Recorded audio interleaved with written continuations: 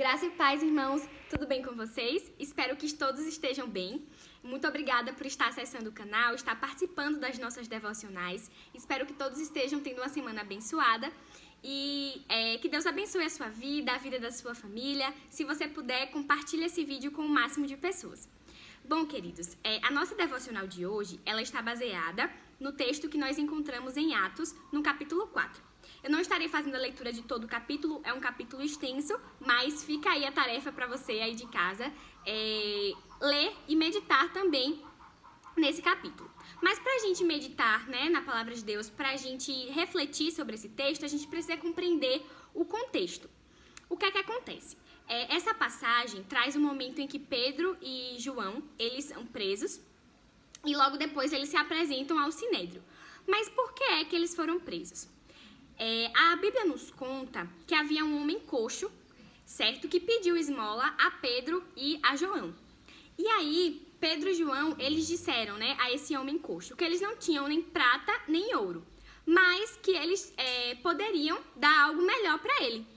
E o que é que acontece? Eles foram instrumentos usados por Deus para a cura daquele homem. E aquele homem foi curado. Só que os sacerdotes, os fariseus, os doutores da lei daquela época, eles já haviam falado que os apóstolos, os discípulos, eles não poderiam falar no nome de Jesus. Eles não poderiam pregar a ressurreição de Jesus, eles não poderiam pregar as coisas que Jesus pregava. Só que mesmo assim, os discípulos pregaram, porque essa havia sido a missão dada por Jesus, quando ele ascendeu aos céus para eles.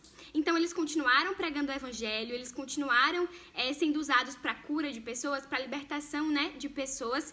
Inclusive, a Bíblia nos conta, um pouco antes desse texto, que em uma das pregações, de Pedro, quase 5.000 pessoas foram alcançadas pelo nosso Deus. Então, o que é que acontece? Eles são presos, e são levados depois para o Sinédrio. O Sinédrio era uma espécie de julgamento, em que as pessoas poderiam dar fazer a sua defesa e depois seriam julgados, pelos sacerdotes, pelo sumo sacerdote. E aí, Pedro, ele fala uma coisa muito interessante, que é o que eu vou ler para vocês aqui. Capítulo 4, no versículo 20. Pedro diz assim: pois nós não podemos deixar de falar das coisas que vimos e ouvimos. Quando os sacerdotes, eles questionam por que eles continuaram pregando, ele fala isso.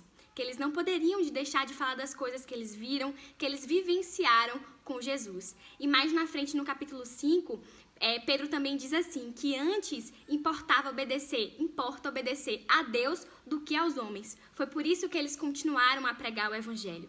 E eu gostaria de convidar a você a refletir sobre isso hoje. Será que nós vivemos como Pedro? Será que nós temos pregado o evangelho como ordenança do Senhor? Eu não sei se você sabe, irmão, mas pelo mundo existem vários países em que muitos cristãos são perseguidos. Países como a Coreia do Norte, por exemplo, o Afeganistão, Irã, Nigéria, Somália, enfim, são diversos, dezenas de países em que os cristãos são perseguidos. Alguns estudos e algumas estimativas mostram que mais de 240 milhões de cristãos sofrem com algum tipo de perseguição. Desde a perseguição de morte até perseguição ideológica, enfim, em faculdades, no trabalho, enfim.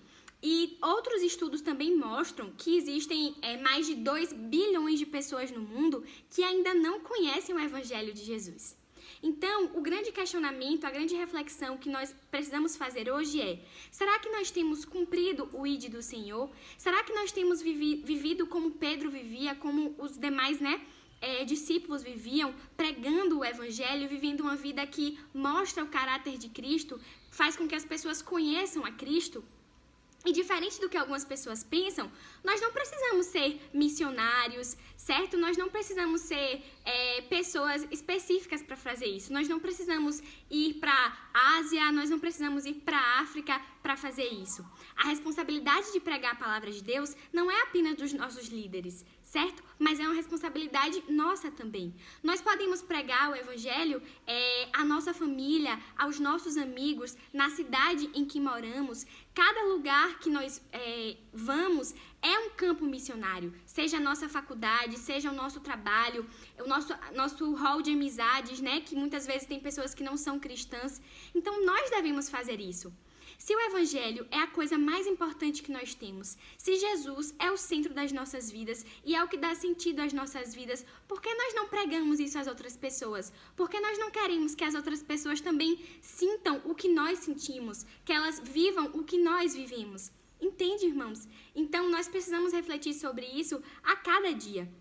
E nós iremos encontrar obstáculos, nós iremos encontrar dificuldades, mas nós precisamos pensar como os discípulos pensavam. Antes importa obedecer à vontade do nosso Deus do que aos homens.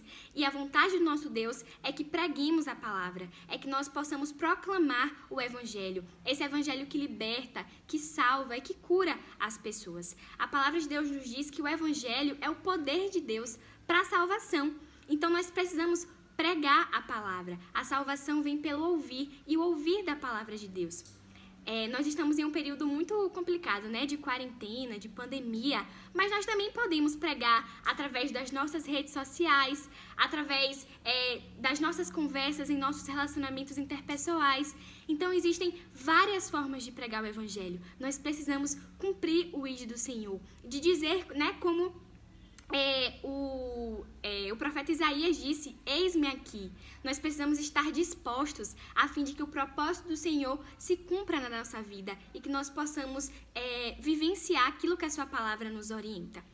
Diferente dos outros países em que os cristãos são mortos, sequestrados, enfim, muitas vezes impedidos de trabalhar, né? Em países como a Coreia do Norte, por exemplo, os cristãos não podem nem se declarar. Se forem descobertos, eles correm o risco de ou se tornarem escravos, né, ou de serem mortos. Diferente desses países, nós temos liberdade de culto. Nós temos liberdade de culto, liberdade de expressão. Nós podemos pregar a palavra. Então, usemos isso, irmãos, que possamos a cada dia nos despertar para que outras pessoas também sejam alcançadas, para que as pessoas possam ter acesso a esse evangelho que liberta, que cura e que transforma.